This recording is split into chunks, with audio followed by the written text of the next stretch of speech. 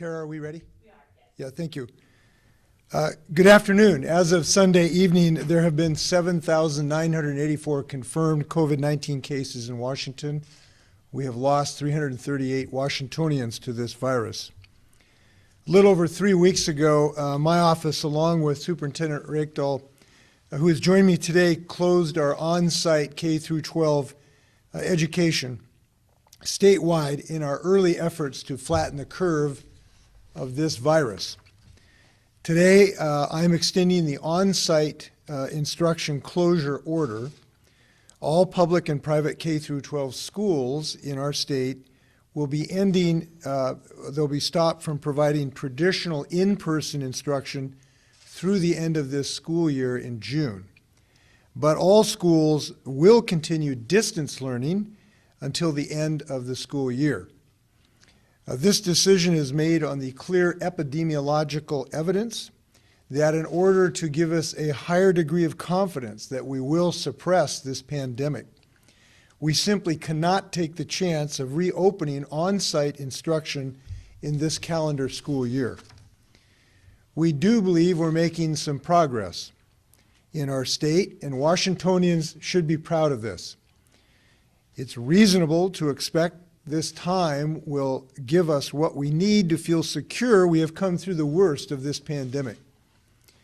Our efforts are as important as the curve of the pandemic goes down as they were when the curve was going up.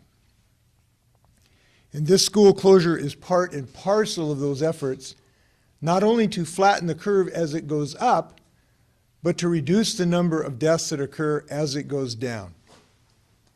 We cannot risk losing the gains we have made after the peak of this pandemic presumably will have passed.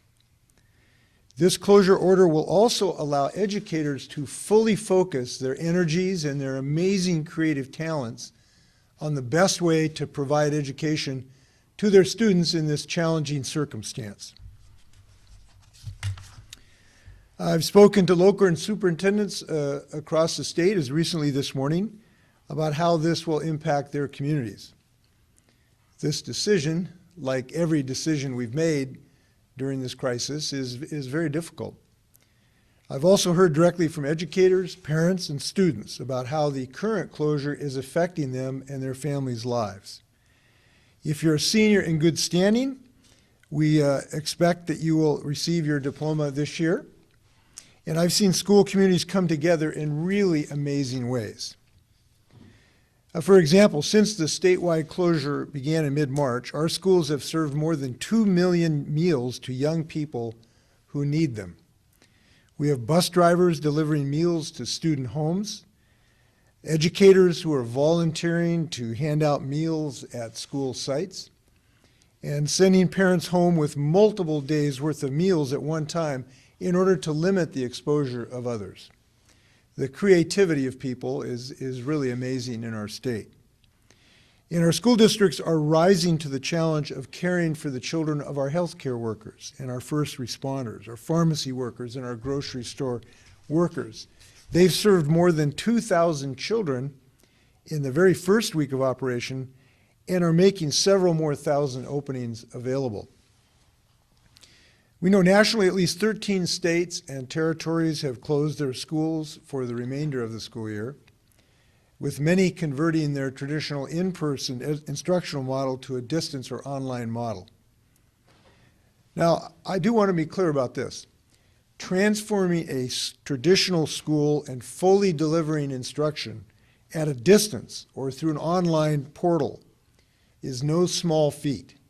Our traditional learning model has been nearly 150 years in the making.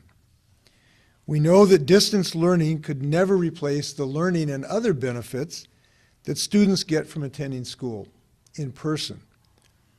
But this unprecedented health emergency demands that we take this step, both for the sake of our children and for our community. I'm asking districts and educators to do your best during this tough time, to perfect as much as possible a distance learning model.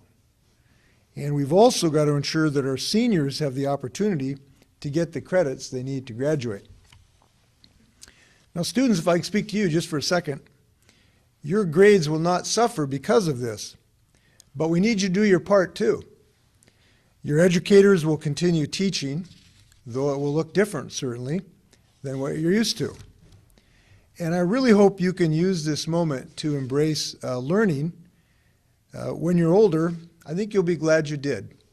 And I got to tell you, I've seen amazing learning going on of students looking at new arts and new sciences and new ways of doing things.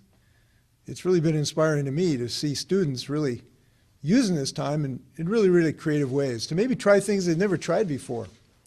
I appreciate that, including my young grandson who just started his life list of bird watching. So far he's got 3 finches, 1 robin, and 3 crows. So things are moving forward. I expect our local education associations to be flexible in the collective bargaining agreements and to work closely with their superintendents and school board members to determine the best path forward. And I think it's fair that we all expect school districts to provide some flexibility too in your expectations of staffs and students. Together, we will ensure that learning continues in the state of Washington. Now, we are working with our internet providers and software leaders in our state and other private sector partners to connect our students and educators for what they need in teaching. We have partners in higher education and schools and libraries that are also helping us set up interconnected hotspots in urban and rural areas across the state. And we're going to ask all those partners to step up to the plate to the extent humanly possible to get as many kids well connected as humanly possible in the state of Washington. We know closing schools also presents challenges in the need for equity in education, and not only because of internet connectivity issues. Students learning English as a second language, students with disabilities, and other vulnerable students, we know this is a challenging time for their learning. So we are addressing this by allowing limited school activity for those students in school buildings that really follow social distancing guidelines, similar to the Department of Health guidelines for childcare. And I'm asking school and community leaders to help us in ensuring access for these students. For any children watching today, it would be very normal to feel a little anxious about all this, not getting to see your friends as much as you want, and we understand that. And I'd like to invoke the words from a fellow who may be even before some of the students' time, named Mr. Fred Rogers. And what he said was, everyone has lots of ways of feeling, and all those ways of feeling are fine. It's what we do with our feelings that matter. And I want you to know that we're going to get through this. You're just as important in this effort as your parents and your grandparents, and we look forward to your bright futures. Now, if there's any opportunity to bring students back for a few days later in the year, including graduation ceremonies for our seniors, we're going to explore that option as the evidence continues to come in. That opportunity will be guided by our collective behavior and the success we achieve with the choices that we're making today. So stay home, stay healthy, wash your hands, and now I'll defer to the superintendent, who has been such a tremendous partner in going through these challenges.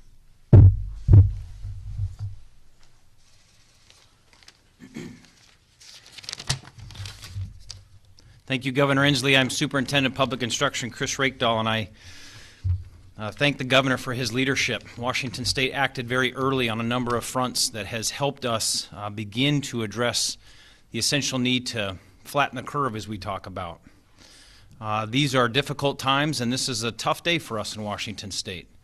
I take heart that the concern we have heard from parents and students and teachers and administrators, school board members, and community members about closing schools is a function of how deeply ingrained it is into our Washington way of life. We know the value of school and the power of learning, and people are nervous about that. We are one of 50 states who are closed now. We are one of now 14 states who have closed for the rest of the school year. Our neighbors, Oregon and Idaho, are contemplating it as we speak, and we expect dozens of additional states to close for the rest of the year. That's more than 50 million students around the nation who are not learning in a traditional model. And we are fortunate to have a framework here of high expectations, which we rolled out last week, and you saw in each of our communities a significant uptick in the amount of family engagement and student engagement around learning.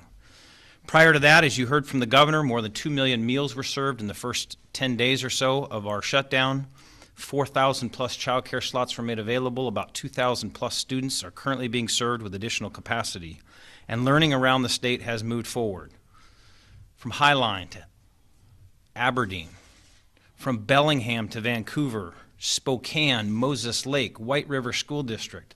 The list goes on. Incredible learning opportunities for families, a significant engagement by our staff, and I want to thank our school districts around the state who are continuing to improve and get better in our distance model.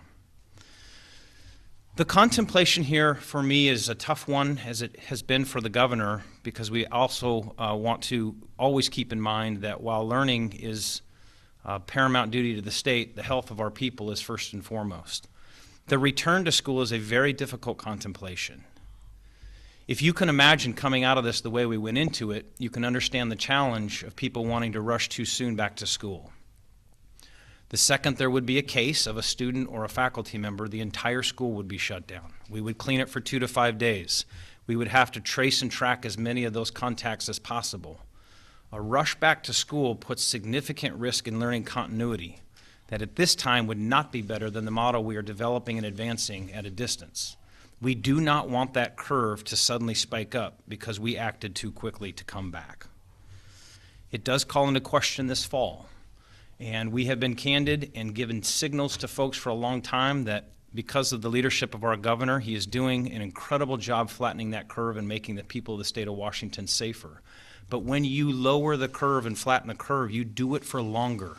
And so we are already trying to contemplate what life means like coming back to school in the fall as both a traditional face-to-face model, should we get the right science in our favor, but also we know we have to be significantly better at this distance model in case we find ourselves in that reality. I am personally challenging the private sector partners that I've been working with and the governor's been working with and others, particularly in telecom. We have to get connectivity to all of our students. This is a once-in-a-100-year pandemic that compels us to do this today more than ever, but there will be something else. Natural disaster, significant weather events, future disease. This is a big moment for us to transform. And I am reminded of our 6th superintendent of the state of Washington. Her name was Josephine Preston. She was the first female superintendent elected in the state and the first statewide elected official who was a woman. She was a suffragist who helped bring the important right of voting to women in the state.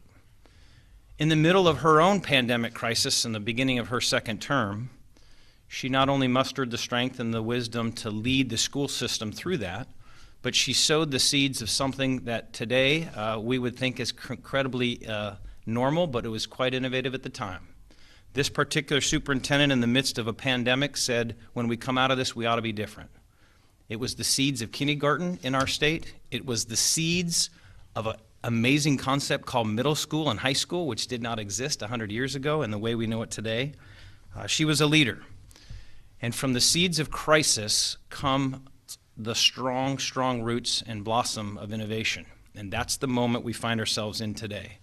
The disease is compelling us to have an education challenge, but our task is to rise to it, to engage our families and our students, to continue learning, get our students moved to their next grade, get our seniors graduated to incredible opportunities, and to forever transform our system for a better opportunity should it come and emerge in the future. In the next decade, this state ought to lead the country in a belief that not only should everyone have access to health care, which we have clearly been a leader on nationally, but if there is anyone today who does not see telecom and connectivity as an essential utility, much like water and clean air, then I would challenge them to think about our history. Right now, we must sow the seeds of a complete innovation and connectivity for families. It is the way we will learn. It is the way of the future. We will never replace face-to-face learning. It is the best model for all its comprehensive supports. But right now, this is our moment to connect every family and see it as much as a right to be connected as clean water. Thank you, and I know the governor and I stand for questions. First question will go to Rachel with AP. Senator, can you talk a bit about what type of modeling you're using to make projections about a curve? Is it the University of Washington analysis or something else? And then a question for Superintendent Reykdal. For all of the school districts currently up to speed on distance learning, are there areas you'd like to see improvement in the coming weeks? Yes, we use data from all around the world, starting at the University of Washington, the Institute, which is really recognized as the modeling institute in the world today. We're so fortunate to have them available. We call them when we want advice. I talked to Dr. Murray a few days ago about the specifics of his model. We look at other models from other modeling agencies. We look at our daily data, including the rate of hospitalizations that happen that day that have COVID-like symptoms. We watch that with intense interest. What percentage of the admissions are people who had COVID-like illnesses? We look at our rate of positive test results that come in. We obviously look at our fatalities. We look at our traffic data from a variety of sources, first from the Department of Transportation on our roadways, and we have good data on that from our ferries, from our light rail and bus systems. We also look at telephonic and network connections that are modeled.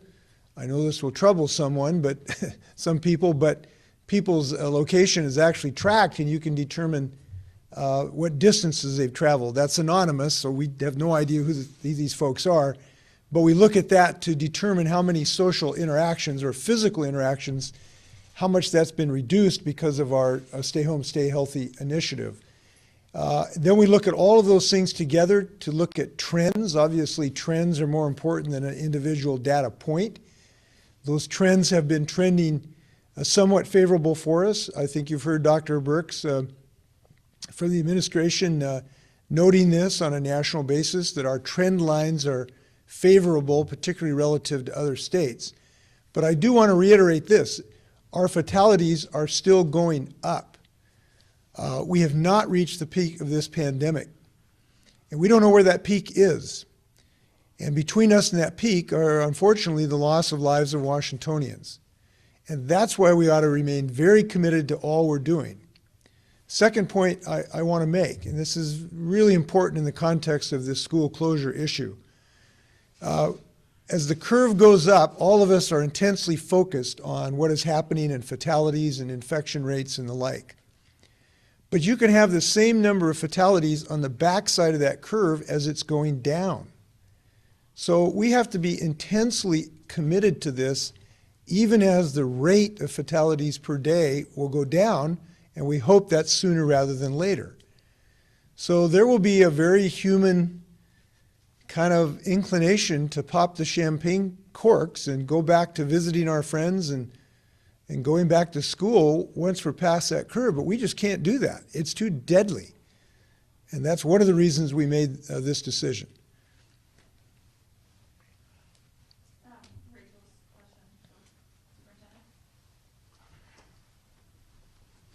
Superintendent? Again, Superintendent Reykdal here. We're seeing some pretty remarkable innovation around the state.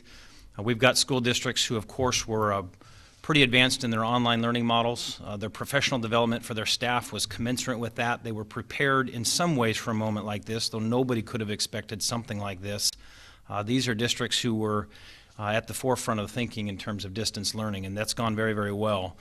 What I would love to see us do in greater scale is obviously get connectivity for our families. Our students need devices, and everyone needs connectivity and access. There's a lot of rich, dense video going on right now, so even a slow connection can be a significant limitation. The other thing is we know there are districts with pretty remarkable models right now serving students with disabilities at a distance. They are developing those individual education programs and updating them, again, through conference, through student learning management systems that are digital and online and engaging families. So we're going to take pockets of excellence and scale that at this point. The partnership of the private sector and getting everyone connected will be essential here. Developing our staff so that they're better prepared at and improving will be part of it. But definitely our supports for students with disabilities and just scaling what we're already doing is the big task of the next couple of weeks. Next question comes from Joe with the Seattle Times. Yeah, a question for the governor. Two-part question. So, Governor, residents in other states like Oregon, California, Vermont, Minnesota, Connecticut, Massachusetts, Virginia are getting timely and public hospitalization data from your governments, and Washington's aren't seeing that yet. The only thing we've got right now is a DOH graphic that's a week out of date, doesn't give hard numbers. So as residents across the state have questions about the outbreak and the data used to justify emergency orders, how do you justify the lack of transparency? Well, My second question is related. It's what data informed your decision to send 400 ventilators back to the national stockpile? With hospital data, with the UW modeling numbers, and do you think that there are need for other gear like gloves, gowns, and masks is also going to go down?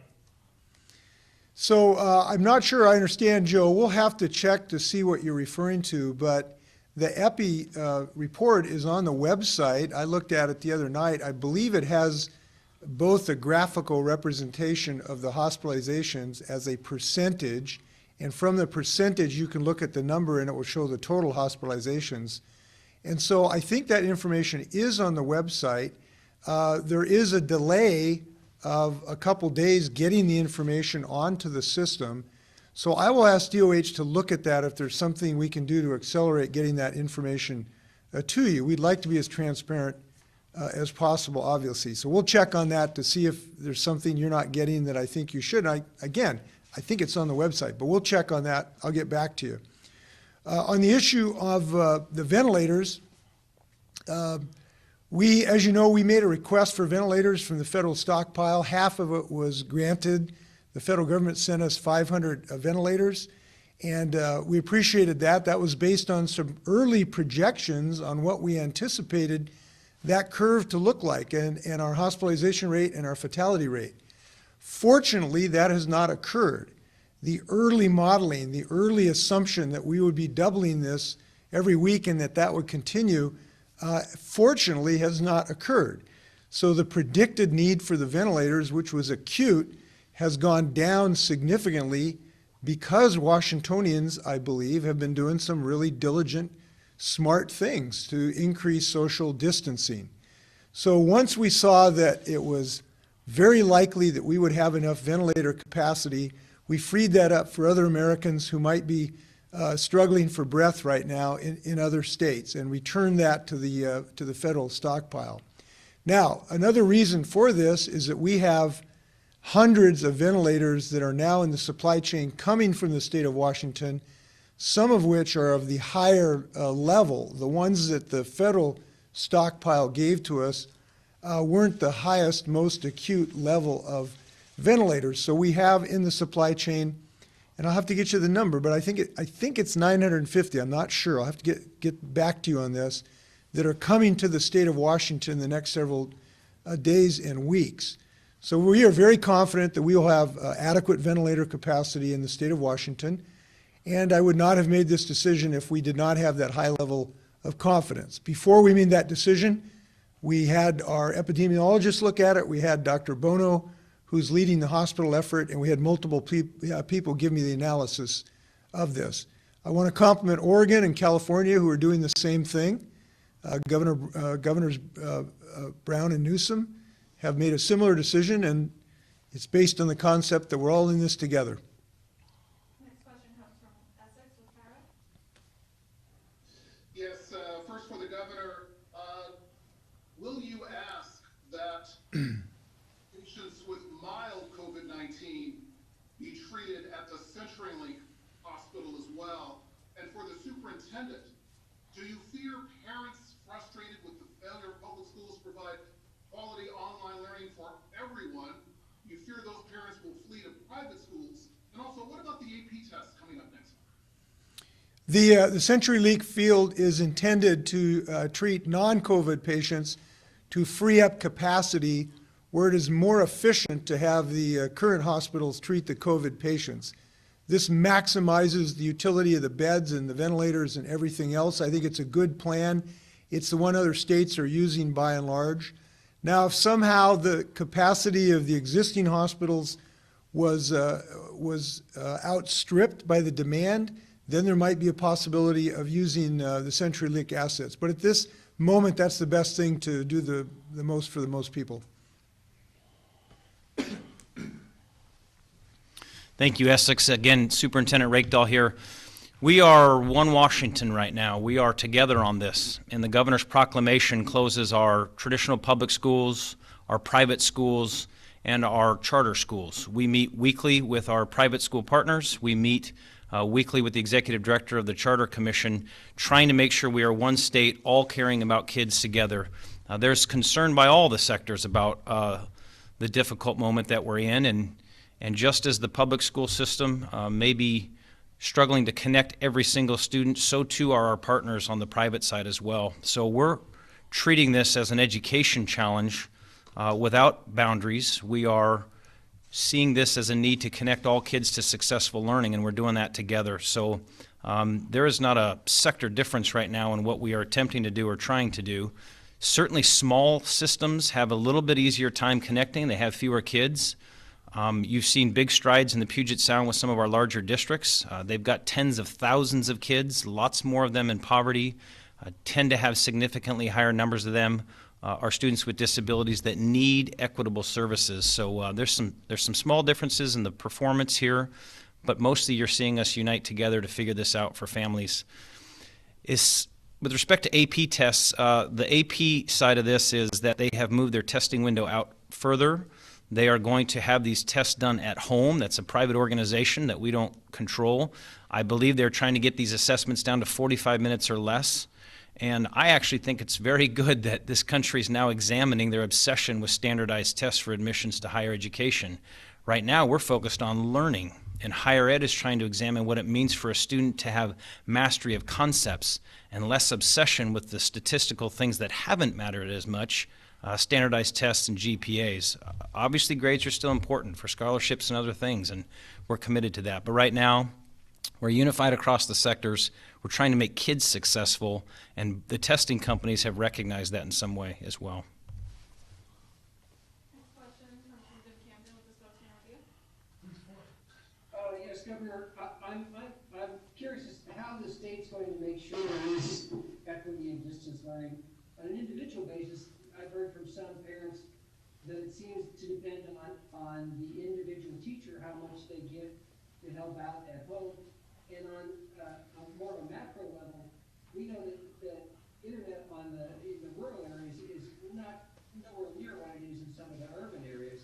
So how is there going to be equity in this system? We are going to be as assertive as possible to create as much equity as is humanly possible today and in the future. We understand the importance of fairness for all our students. Every one of our students deserve a good education befitting their particular needs. And I am confident that these districts are going to be as diligent and stalwart to fulfill that requirement. Now, there's a variety of things we need to consider, one of which is my earlier comments that we have built into this a provision that we can consider on-site education for students who have very severe challenges that really require on-site consideration. Some of these children have very profound limitations and challenges, and we think that there are circumstances where they could be on-site for that type of training and education. For others, we are going to ask districts to be as creative as humanly possible. Now, that is a challenge. It is a challenge because there is not uniformity and connectivity in the state of Washington. And, you know, to some degree, I suppose we have to make a decision. Are any of our children getting education or none of our children getting education? We've decided to get the most kids possible to have an education. And with this in mind, that we're going to be creative. Give you another example. There might be some ways that we could consider summer school once we get over this pandemic, particularly for those students that have unique challenges. So this is top of mind. All of the superintendents, the principals, and the educators I've talked to, this is the first thing they think about how to serve the most challenged students. And I feel good about that. And we're going to do everything we can. Next we go to Chris Daniels with King 5. Yes, I have two questions for Superintendent Reykdal. Superintendent, the governor had briefly mentioned some small exemptions for buildings, whether it be English as a second language classes, otherwise. What about preschools and other classes? What exactly are those exemptions? And then also, what is your state guidance on what we're seeing already at some schools going to a pass-fail model? Yes, so the governor's order, both the original and this revised order, creates an exception to the, we're not going to use our buildings for direct instruction to create the safety, but it creates an exemption for food preparation, obviously, which was deployed within 48 hours. It creates an exception for childcare. And to your question, we are mostly serving our traditional age students, so 5-year-olds and higher. We've got community partners that do most of the birth to 5 childcare, but there's some of that going on in our buildings as well. So between the traditional private side of this thing and what our schools have created for capacity, at this point we're in pretty good shape with childcare. I think there's a scenario where if the science is on our side and the governor thinks it's appropriate as we release more of our economy back to higher productivity, that the child care demand may go up, and we're prepared for that. Your second question, can you please repeat it? Yes, there have been a few schools already that have either gone through with or talked about a pass-fail model. What's the guidance from the state on a pass-fail model given this state of where we are on the calendar? For our kindergarten through 8th grade students, they're not traditionally in a credit-bearing model. We do have some 7th and 8th graders taking high school level courses, but for most of them in the K-8 system, we're making sure that teachers are aligning student success with our standards, our learning standards, and they're going to make good determinations on that. High school is a different story. When you go to a pass no credit model, it works to get students a high school credit. It may be running into barriers in higher education. We're trying to partner with our university colleagues here to create a statewide framework for that, and if they can't create the confidence of our system that students can successfully transfer credit in a pass no credit system, we will work with our districts or take action in our office to create an equitable opportunity. As the governor said, no student's going to be harmed by this. They've got work to do. They've got to work hard to maintain their effort, to improve their grades where that opportunity is afforded to them. But no student, due to a global pandemic, should see their GPA erode and risk their higher education opportunity. So we're prepared to take action in our office if we have to. Districts will make that decision at this point, but we're researching some legal tools we have to ensure that their grades are intact, that their GPAs are not impacted, and they have a lot of success transitioning to higher ed.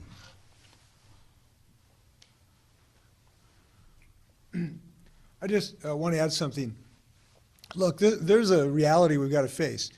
In the next several weeks, our K through 12 schools are not going to be the best they've ever been.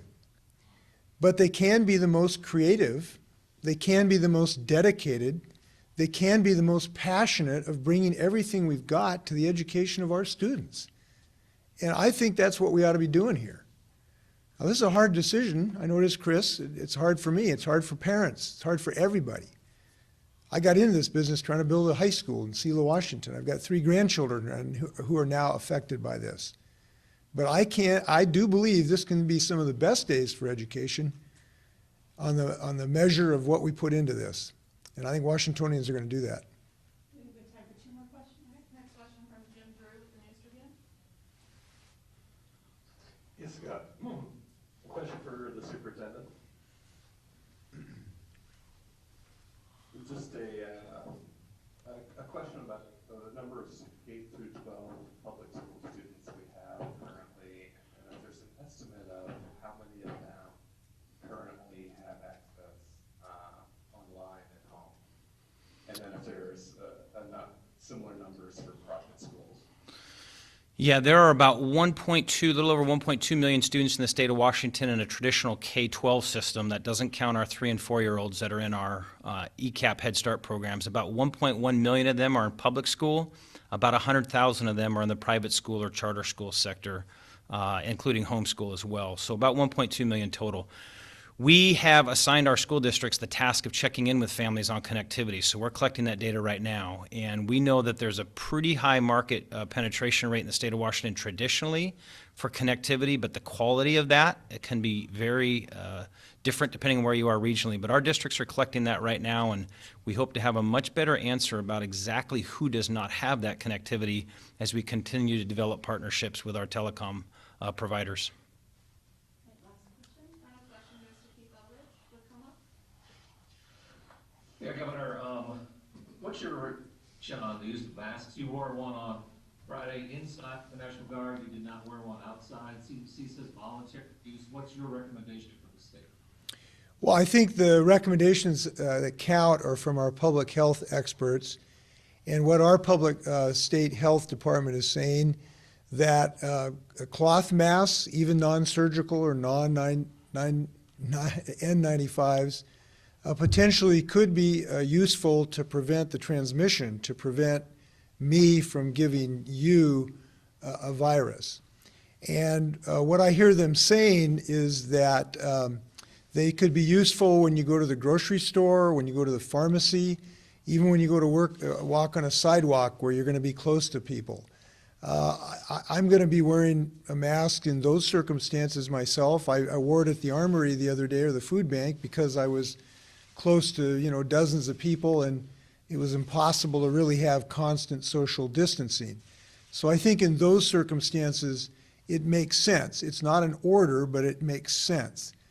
Now, as to why not use the N95s or the surgical masks, we still have limited numbers of them, and we really need to concentrate getting them to the nurses and the physicians and the firefighters and the police departments and the folks who work really close to people who are sick.